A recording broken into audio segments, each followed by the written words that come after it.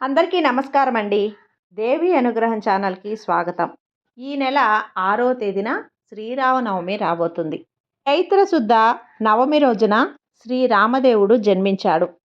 శ్రీరామనవమిలోపు ఈ రామదేవుని కథ ఎవరైతే భక్తి శ్రద్ధలతో వింటారో వారికి ఆ రాముడి ఆశీస్సులు పరిపూర్ణంగా కలుగుతాయి. అనగనగా పూర్వకాలంబున ఒక బ్రాహ్మణుడు కలడు. అతని పేరు నాగంభట్టు. ఆయనకొక పుత్రుడు, ఒక పుత్రిక కలరు. పుత్రుని పేరు నారాయణ భట్టు, పుత్రిక పేరు నారాయణమ్మ. వారు చాలా బీదవారు. భిక్షాటన చేసి కుటుంబ పోషణ చేసుకునేవారట. అలా కొన్నాళ్ళయ్యేసరికి నాగంభట్టు కాశీకి వెళ్ళి ధనం సంపాదించుకోవాలని అతనికి బుద్ధి పుట్టిందట. భార్యతో చెప్పి తెల్లవారుజామునే లేచి కాశీకి ప్రయాణమై అలా వెళ్ళగా వెళ్ళగా కొంత దూరం వెళ్ళేసరికి దారిలో సూతులవారు, వ్యాసులవారు, నారదులవారు ప్రత్యక్షమయ్యారు. ఓ బ్రాహ్మణుడా, ఎక్కడికి వెళ్తున్నావు అని అడిగారు. అయ్యా, నేను కాశీకి ధనం సంపాదించుకోవడానికి వెళ్తున్నాను అని చెప్పారు. అప్పుడు వారు, వెర్రి బ్రాహ్మణుడా, కాశీకి వెళ్తే నీకు ధనం ఎవరైనా మూట కట్టి ఇస్తారా? కాశీకి వెళితే గంగా స్నానం దొరుకుతుంది, విశ్వేశ్వరుల దర్శనం దొరుకుతుంది, అన్నపూర్ణాదేవి దర్శనం దొరుకుతుంది. మేము ఒక కథ చెబుతాము, వింటావా అని అడిగారు. మీరు ఏ దేవుని కథో వివరించండి స్వామి అని వేడుకున్నాడు. పూర్వకాలాన కోసల రాజ్యం కలదు. ఆ రాజ్యం పాలించే దశరథ మహారాజు కలడు. ఆయన పిల్లల కోసం ఉత్తరకామేష్టి యాగం చేయగా దేవతలు ప్రత్యక్షమై పాయస పాత్ర ఇచ్చారు. దాన్ని పట్టుకుని వెళ్ళి తన భార్యలకు కౌసల్య, సుమిత్ర, కైకేయి అను ముగ్గురు భార్యలకు ఇచ్చాడు. వారు ముగ్గురు భుజించగానే గర్భవతులైనారు.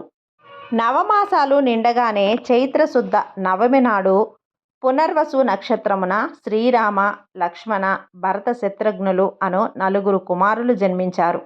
వారు దినదిన ప్రవర్ధమానులై బాలచంద్రుని వలె పెరుగుతూ ఉన్నారు.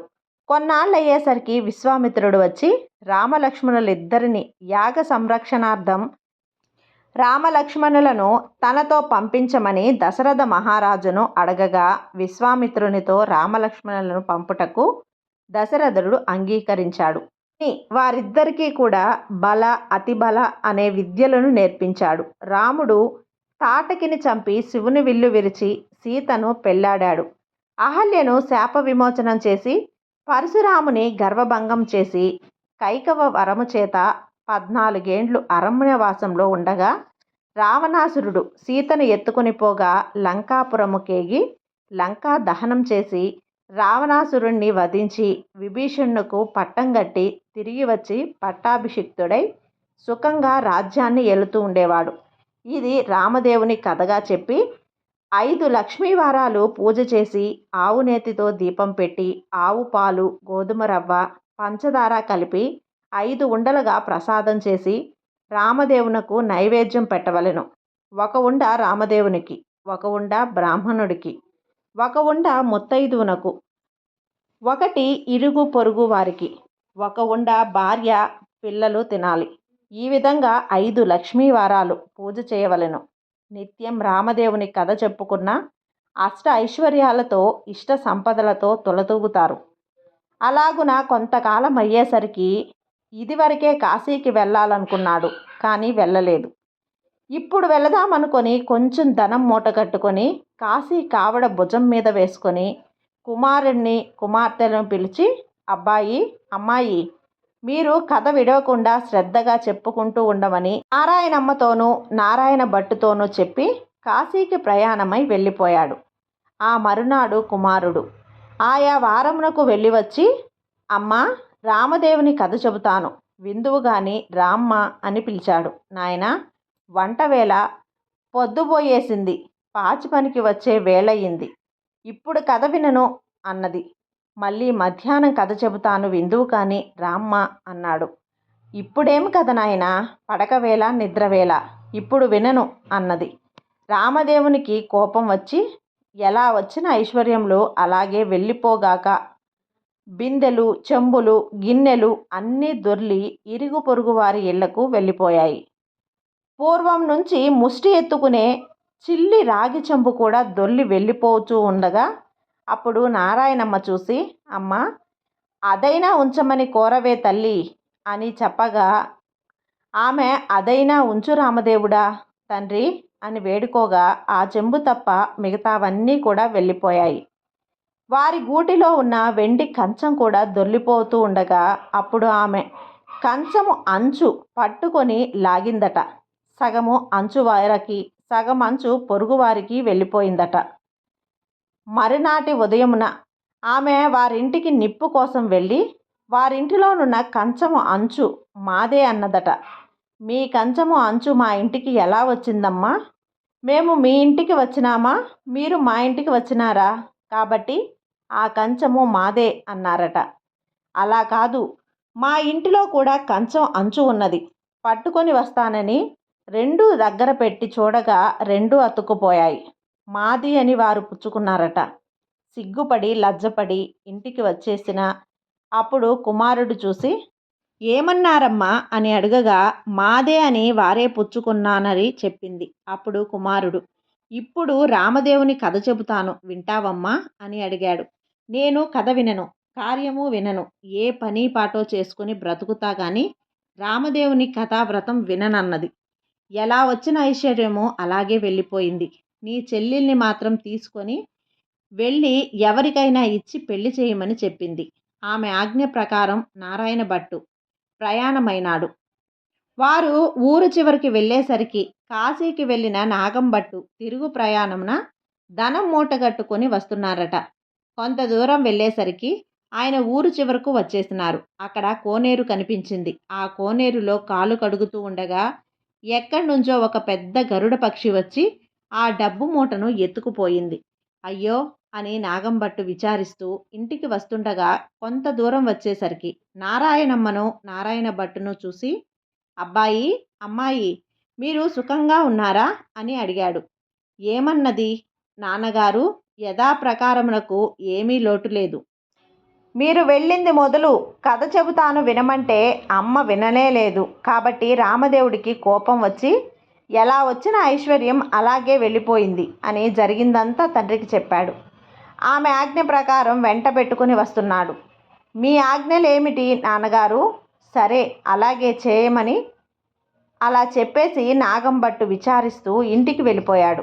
నారాయణ భట్టు నారాయణమ్మను వెంట తీసుకొని వెళ్తూ ఉండగా వెళ్ళగా కొంత దూరం వెళ్ళేసరికి నారాయణ భట్టుకు ఒక బ్రాహ్మణుడు కనిపించాడు. ఓ బ్రాహ్మణుడా, నీకు నా చెల్లెల్నిచ్చి పెళ్లి చేస్తాను, చేసుకుంటావా అని అడిగాడు. నాకు పెళ్ళి వద్దు, పేరంటము వద్దు అని చెప్పేసరికి మళ్ళా కొంత దూరం పోయేసరికి ఇంకొక బ్రాహ్మణుడు కనిపించాడు. నారాయణ భట్టు అతడితో ఓ బ్రాహ్మణుడా, నా చెల్లెల్ని పెంచి పెళ్లి చేస్తాను, చేసుకుంటావా అని అడిగాడు. నాకు పెళ్ళి వద్దు, పేరంటము వద్దు, ఇదివరకే 2 భార్యలున్నారు. మరలా వెళ్తూ ఉండగా త్రోవలో ఒక పెద్ద పూల తోట కనిపించింది. ఆ తోటలో అన్న చెల్లెలు కూర్చొని రామదేవుని కథ చెప్పుకుంటూ ఇలా ఉండగా ఎక్కడి నుంచో ఒక బ్రాహ్మణ యువకుడు కథ చెప్పుకుంటూ ఉండగా వచ్చి పూలు కోస్తూ ఉండగా ఆ యువకుడిని చూసి ఓ బ్రాహ్మణుడా, నీకు నా చెల్లెల్ని ఇచ్చి పెళ్లి చేస్తాను, చేసుకుంటావా అని అన్నాడు. పెళ్లి చేస్తానంటే వద్దంటానా? కానీ మా గురువు గారు ఉన్నారు, వారి ఆజ్ఞ ప్రకారం ఆయన పెళ్లి చేసుకోమంటే చేసుకుంటాను అని అన్నాడు. మీ గురువు గారు ఎక్కడున్నారని అడగగా ఫలానా తోటలో ఉన్నారని చెప్పాడు.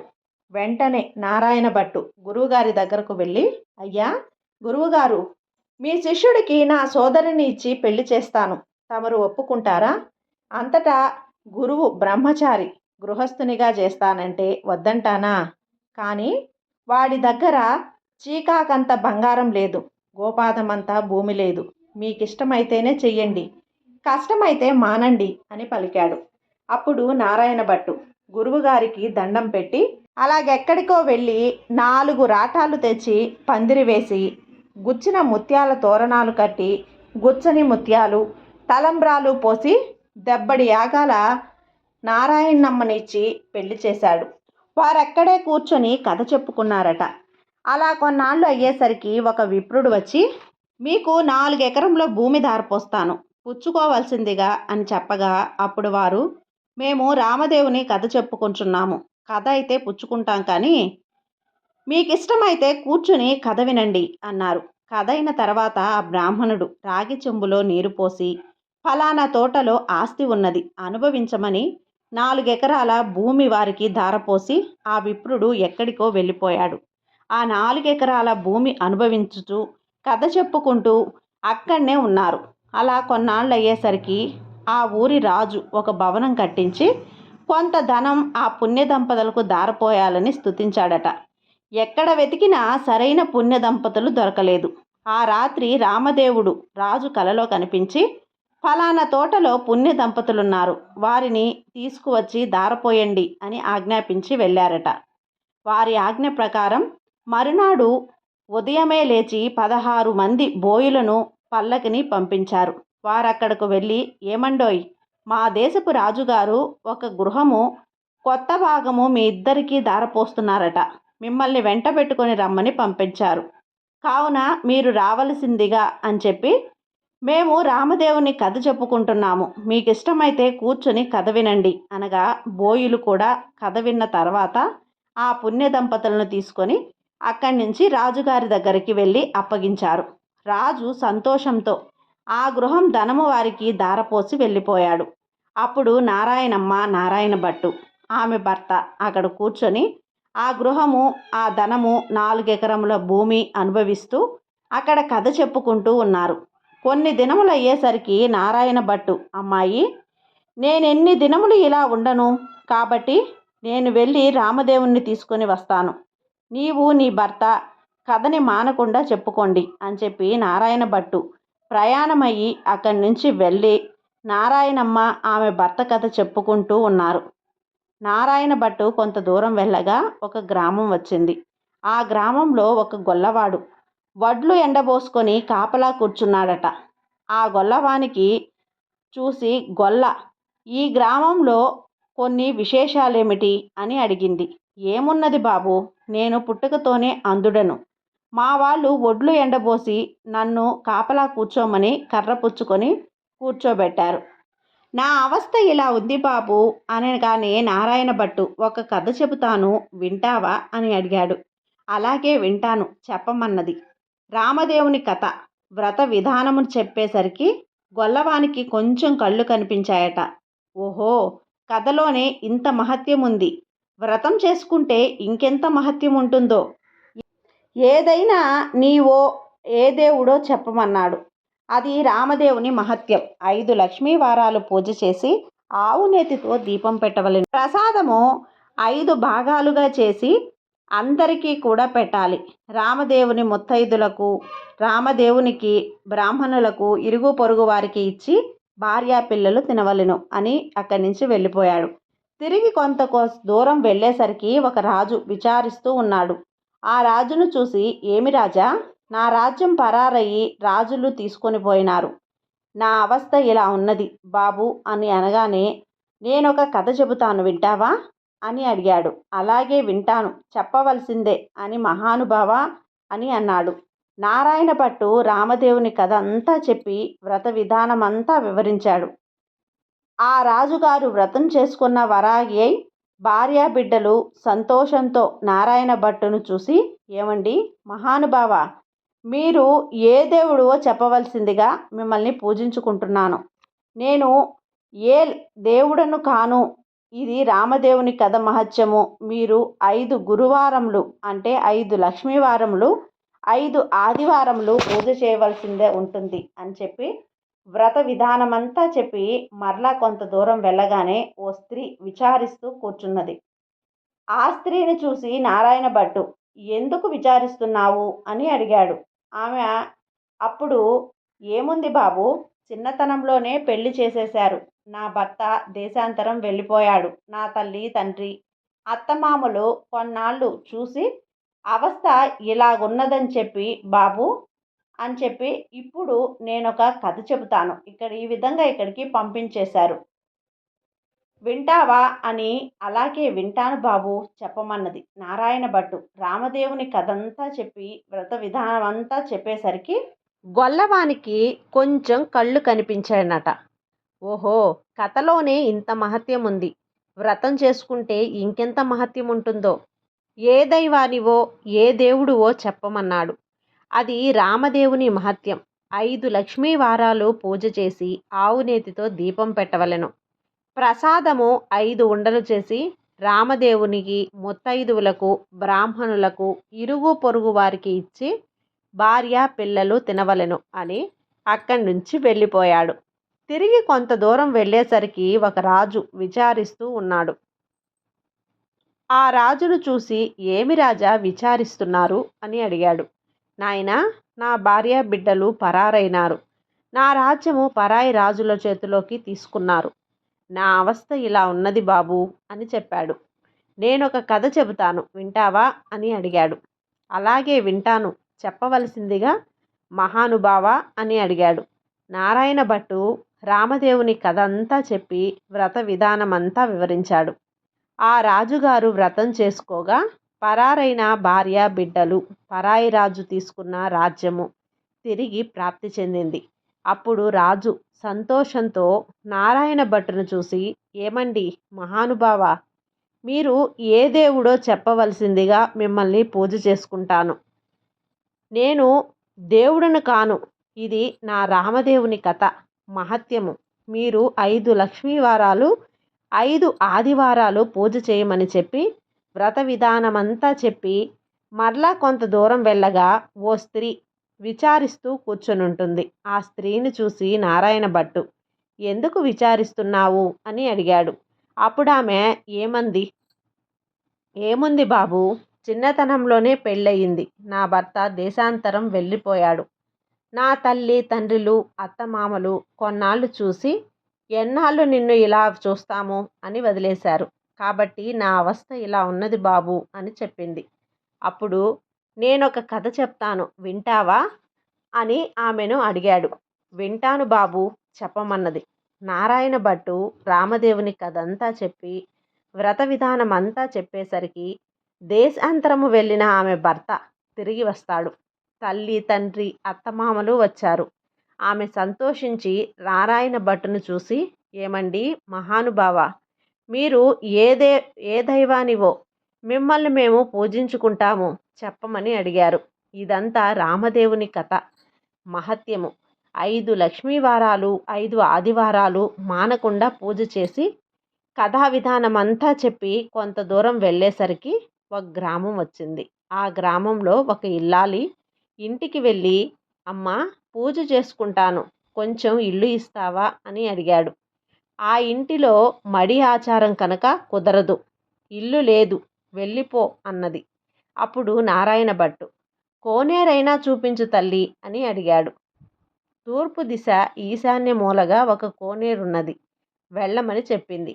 అప్పుడు ఆ కోనేరు దగ్గరకు వెళ్ళి స్నానం చేసి మడిబట్ట ఆరవేసుకొని ఇల్లు ఇవ్వనన్నటువంటి ఆ ఇల్లాలి ఇరుగు వద్దకు వెళ్ళి తూర్పు దిశ ఈశాన్య మూలగా ఒక పిచ్చుపీటకు పసుపు రాసి బొట్టు పెట్టి అందు రామదేవుని పటం పెట్టి కథ చదువుకుంటున్నాడు. ఇంతలో ఆమె యువతలకు వచ్చి చూడగా నారాయణ భట్టు ఆమెకు తాంబూలము దక్షిణ ప్రసాదం ఇచ్చాడట. ఆమె పుచ్చుకొని లోపలికి వెళ్ళిపోయింది. నారాయణ భట్టు కథ చదువుకొని అక్షంతలు తల మీద వేసుకొని ఇంటి మీద వేసి వెళ్ళిపోయాడు. అతడిలా వెళ్ళగానే ఆ ఇల్లు ఇంద్రభవనమైపోయింది. అప్పుడు ఆయా వారములకు వెళ్ళినటువంటి తన భర్త తిరిగి వస్తే ఆ ఇల్లు చూసుకోలేడని ఆమె వీధి అరుగు మీద కావలి కూర్చొని ఉంది. ఇంతలో ఆమె భర్త ఎడమూట పెడమూట వేసుకొని ఇల్లు కానక కంగారు పడి అక్కడ నిలబడి చూస్తూ ఉన్నాడు. ఆమె చూసి, ఇల్లు ఇదే, ఇలా రండి, ఇది మన ఇల్లు కాదు. నేను రానని పలుకగా, ఇది మన ఇల్లే, ఇలా ఎందుకు అయినదో చెబుతాను వినండి. ఎక్కడి నుండో ఒక బ్రాహ్మణుడు వచ్చి పూజ చేసుకుంటాను అన్నాడు. ఇల్లు ఇవ్వనని చెప్పాను. అప్పుడు అతను ఒక కోనేరైనా చూపించమన్నాడు. అప్పుడు నేను తూర్పు దిశగా ఈశాన్య మూల కోనేరుందని చెప్పాను. ఇతడు కోనేరు దగ్గరకు పోయి స్నానం చేసి మడిబట్ట ఆరవేసుకొని మన అరుగు మీదకు వచ్చి ఒక పీటకు పసుపు రాసి బొట్లు పెట్టి తూర్పు దిశ ఈశాన్య మూలగా పెట్టినందు రామదేవుని పటము పెట్టి పూజ చేసి ఆవు పాలు గోధుమ నూక పంచదార కలిపి ప్రసాదంగా ఉండలు చేసి రామదేవునికి నైవేద్యం పెట్టి కథ చెప్పుకున్నాడు. నేను వెంటనే బయటికి వచ్చేసరికి తాంబూలాది దక్షిణ ప్రసాదములు నాకు ఇచ్చాడు. నేను లోపలికి వెళ్ళిపోయి తిని అతడు కొన్ని అక్షింతలు తల మీద వేసుకొని మరికొన్ని అక్షింతలు మన ఇంటి మీద వేసి వెళ్ళిపోగానే ఇల్లు ఇలా ఇంద్రభవనంలాగా మారిపోయింది. ఇదంతా ప్రసాద మహత్యము అని నేను పలికాను. అయినా పూజ చేసుకుంటానంటే వద్దన్నావా? నిర్భాగ్యురాలా, పాపిష్టిదానా, అతడు ఏ దిశగా వెళ్ళాడో చెప్పు అనగానే ఈశాన్య మూలగా వెళ్ళాడని చెప్పింది. అప్పుడు ఆయన మాటలు అక్కడ పెట్టి నారాయణ భట్టును వెతుక్కుంటూ బయలుదేరాడు. కొంత దూరం వెళ్ళగా నారాయణ భట్టు ఆ బ్రాహ్మణుడుకు కనిపించాడు. అప్పుడు ఆ బ్రాహ్మణుడు, ఏమండోయ్ మహానుభావ, మీరు మా ఇంటికి రావాల్సిందే, మేము పూజించుకుంటాం అన్నాడు. మీ ఇంటికి ఇప్పుడు రామదేవుణ్ణి వెతుకుటకు వెళ్ళుచున్నాను, ఇప్పుడైతే రాను అని. అప్పుడు ఆ బ్రాహ్మణుడు, అలా కాదు మహానుభావ, మీరు మా ఇంటికి వచ్చి పూజ చేసుకుంటానంటే మా వాళ్ళు ఇల్లాలు ఇల్లు ఇవ్వనన్నది, కాబట్టి మాదే తప్పు, మా తప్పు క్షమించి మా ఇంటికి రావాల్సిందే. మీరు ఏ దైవానివో చెప్పండి, మేము పూజించుకుంటాము. మీ ఇల్లు కాబట్టి మీరు ఇవ్వనన్నారు, మీ తప్పేమీ లేదు, రావటం నాదే తప్పు అన్నాడు. నేను ఏ దేవుడను కాదయ్యా, రామదేవుని కథ మహత్యం. నీకు నీ ఇంటి మీద వెళ్ళి 5 లక్ష్మీ వారాలు పూజ చెయ్యి, 5 ఆదివారాలు పూజ చేసుకోమని వ్రత విధానం అంతా చెప్పాడు. బ్రాహ్మణుణ్ణి ఇంటికి వచ్చిన కథలోనే ఇంత మహత్యం ఉంది అంటే వ్రతం చేసుకుంటే ఇంకెంత మహత్యం ఉంటుందోనని పూజ చేసుకొని కథ చెప్పుకొని అష్ట ఐశ్వర్యాలతో అష్ట సంపదలతో తులతూగుతూ ఉన్నాడు.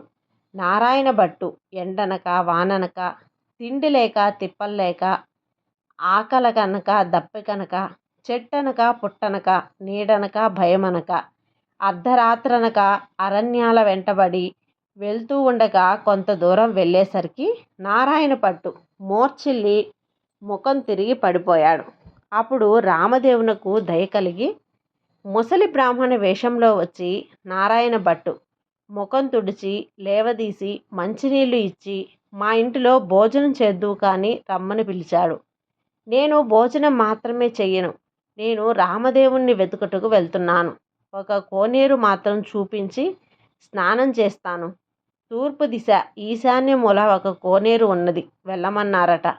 నారాయణ భట్టు ఆ కోనేరు వద్దకు వెళ్ళి స్నానం చేసి పైకి వచ్చేసరికి అక్కడ ఇంద్రభవనంగా మారిపోయింది.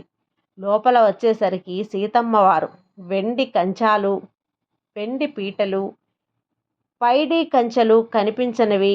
అప్పుడు నారాయణ భట్టుకు రామదేవుడు సీతమ్మ ఎదురయ్యి మా ఇంటిలో భోజనం చేద్దురు కానీ రమ్మని పిలిచారు. నేను భోజనం మాత్రమే చెయ్యను, రామదేవుణ్ణి వెతుకుటకు వెళ్తున్నానన్నాడు. నేను రామదేవుణ్ణి అని చెప్పాను. అయితే కావచ్చు మహానుభావ, నాకు దర్శనం కావాలి అని చెప్పగానే అప్పుడు పులి చర్మంతో, రుద్రాక్షలతో, విభూతి రేఖలతో, నడుమ నాగభరణముతో, శిరస్సున గంగతో, పక్కన పార్వతీదేవితో, త్రిశూలం త్రినేత్రముతో నందివాహనుడై ఈశ్వరుడు ప్రత్యక్షమయ్యాడు. అప్పుడు నారాయణ భట్టు వారిని స్తోత్రం చేశాడు. అలా స్తోత్రం చేయగా విష్ణుమూర్తి ప్రత్యక్షమయ్యాడు. అప్పుడు నారాయణ భట్టు, రామదేవుడు ప్రత్యక్షమవ్వాలనే నేను స్తోత్రం చేసేసరికి హనుమ, సీతా లక్ష్మణులు, భరత శత్రుఘ్నులు సపరివారి సమేతంగా శ్రీరామచంద్రుడు ప్రత్యక్షమైనాడు. అప్పుడు రామదేవుడు, ఇప్పుడైనా భోజనం చేస్తావా అని నారాయణ భట్టును అడిగాడు. అలాగే చేస్తా గాని భోజన సమయమున తర్వాత నాతో వారు వస్తానని అభయహస్తమిస్తే భోజనం చేస్తాను, భోజనమైన తర్వాత నాతో వస్తానని అభయమిస్తేనే భోజనం చేస్తాను. అప్పుడు సీతమ్మ తల్లి 4 కూరలు, నవకాయ పిండి వంటలతో పంచభక్ష పరమాన్నాళ్ళు వండి వెండి కంచాలు పైకి పీటలు వేసి వారి బంధుకోటి సపరివార సమేతంగా నారాయణ భట్టుకు సీత మహాతల్లి భోజనం వడ్డించింది. అందరూ భోజనాలుకి లేచి కర్పూర తాంబూనాలు వేసుకొని తర్వాత నాతో వస్తారని అభయహస్తం ఇచ్చావు. కావున మా ఇంటికి నాతో రావలసిందిగా కోరాడు. అప్పుడు నారాయణ భట్టు ముందు రామదేవుని కనుక తను వెనకకు తిరిగి చూసెను. అప్పుడు రామదేవుడు కనిపించలేదు. అంతా కూడా నారాయణ భట్టు ముఖము తిరిగి మూర్ఛ వెళ్ళి నేల మీద పడిపోయాడు. అప్పుడు రామదేవునకు దయ కలిగి ఒక ముసలి బ్రాహ్మణ వేషంలో వచ్చి నారాయణ భట్టు ముఖం తుడిచి లేవదీసి మంచినీళ్లు ఇచ్చి, ఏని ఎలాగనో పడిపోయింది,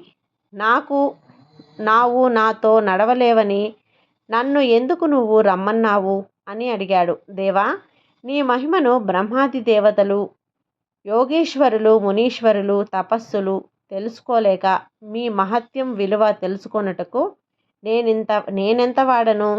నా తప్పులు క్షమించి నాతో రావలసిందిగా రామదేవుణ్ణి నారాయణ భట్టు ప్రార్థించాడు. అప్పుడు రామదేవుడు ఇలా అన్నాడు. నువ్వు వస్తావని వచ్చుటకు ఎవరి ఇళ్లకు వెళ్ళినావో వారి ఇళ్లకు నన్ను కూడా నీ భుజాలపై ఎక్కించుకొని తీసుకొని పొమ్మన్నాడు. అప్పుడు నారాయణ భట్టు రామదేవుణ్ణి భుజాలపై ఎక్కించుకొని కొంత దూరం వచ్చేసరికి ఇల్లు ఎవ్వనని చెప్పిన ఇల్లాలి ఇంటికి వచ్చింది. అక్కడ ఇల్లాలు ఆమె భర్త కూర్చొని రామదేవుని కథ చెప్తూ ఉండగా వారి భక్తికి మెచ్చి వారికి అష్ట ఐశ్వర్యాలు, ఆయురారోగ్యాలు ఇచ్చి కాపాడి రక్షించాడు. మరికొంత దూరం వచ్చేసరికి స్త్రీ ఇల్లు వచ్చెను. అచట వచ్చేసరికి స్త్రీ ఆమె భర్త కూర్చొని కథ చెప్పుకుంటున్నారు. వారికి ఐశ్వర్యాలు, ఆయురారోగ్యాలు ఇచ్చి సిరి సంపదలు ఎడబాయకుండా ఇచ్చి వారిని రక్షించాడట. మరికొంత దూరం వచ్చేసరికి గొల్ల ఇల్లు వచ్చాయి. ఆ రోజు ఆదివారం. నారాయణ భట్టు చెప్పిన మాదిరిగా పూజ చేసుకొని కథ చెప్పుకున్నారు. వారికి మెచ్చి ఐశ్వర్యాలు, ఆయురారోగ్యాలను ఇచ్చి సిరి సంపదలు నెడబాయకుండా వాటిని కాపాడి రక్షించాడట. ఇంకా కొంత దూరం వచ్చేసరికి చెల్లెలికి ఇల్లొచ్చింది.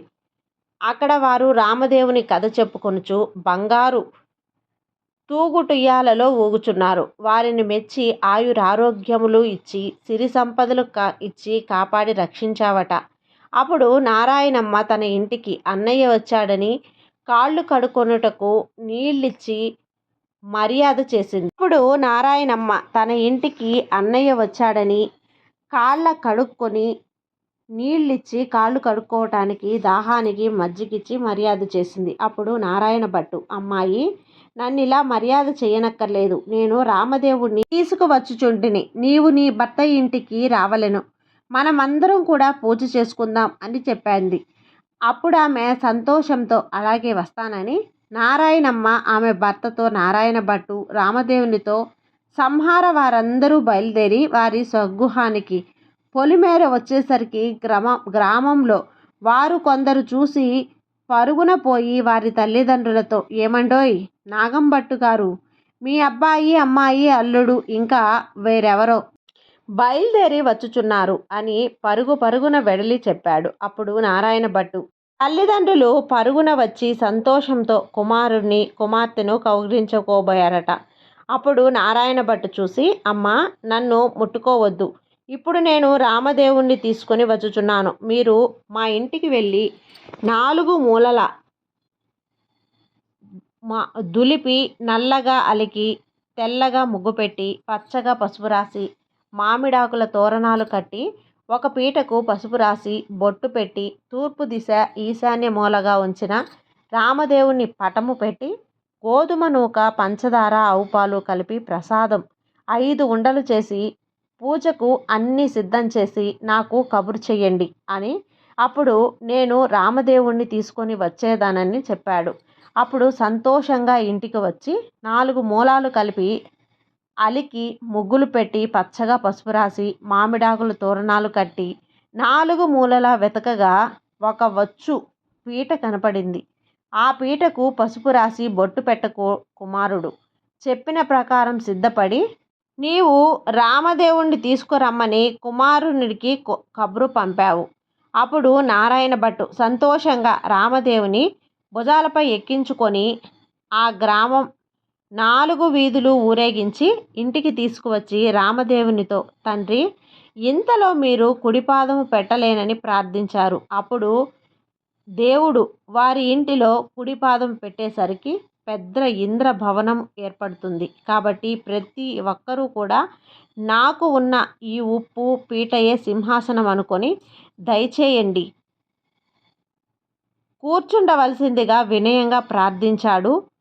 ఆ మాట రామదేవునికి జాలిగా కలిగి పీట మీద కూర్చుంటే సరిగ్గా రామదేవునకు జాలి కలిగి వైఢూర్యాలు కెంపులు మాణిక్యాలు చేసిన బంగారు సింహాసనం మీద కూర్చోబెడతారట. అప్పుడు హనుమ సీత లక్ష్మణ భరత శత్రుఘ్నాది సన్నిహితులుగా శ్రీరామచంద్రమూర్తి తన ఇంటిలో ఆసీనురాలై ఒక పేద బ్రాహ్మణుడు వచ్చి, ఏమండోయ్ నాగంభట్టు గారు, అక్కడ అబ్బాయికి మా అమ్మాయినిచ్చి పెళ్లి చేస్తాం, ఒప్పుకుంటారా అని అడిగాడు. పెళ్లి చేస్తానంటే వద్దంటారా బాబు, అలాగే చేసుకుంటాము అని అన్నాడు. నాగంభట్టు గారు పచ్చని పందిళ్ళు వేయించి గుచ్చిన ముత్యాల తోరణాలు కట్టి గుచ్చని ముత్యాల తలంబ్రాలు పోసి 70 యాగాల నారాయణ భట్టు పెళ్లి చేశాడు. నారాయణ భట్టు పెళ్ళైన తర్వాత నాగంభట్టు భార్య నారాయణమ్మ, ఆమె భర్త వారంతా కూడా రామదేవుని వ్రతం చేసి 5 లక్ష్మీ వారాలు 5 ఆదివారాలు పూజ చేసే నైవేద్యం పెట్టి కథమానం కాకుండా చెప్పుకుంటున్నారు. వారి భక్తికి మెచ్చి రక్షించాడు. ఈ నోము ప్రపంచమంతా కూడా నోచిన వారందరూ కూడా ఐశ్వర్యవంతులయ్యి సుఖముగా జీవిస్తారు. కాబట్టి ఈ కథ అంతా కూడా మీకు నచ్చినట్లయితే లైక్ చేసి సబ్స్క్రైబ్ చేయండి ఫ్రెండ్స్. మరికొంతమంది భక్తులకు షేర్ చేయండి. సర్వే జన సుఖినో భవంతు.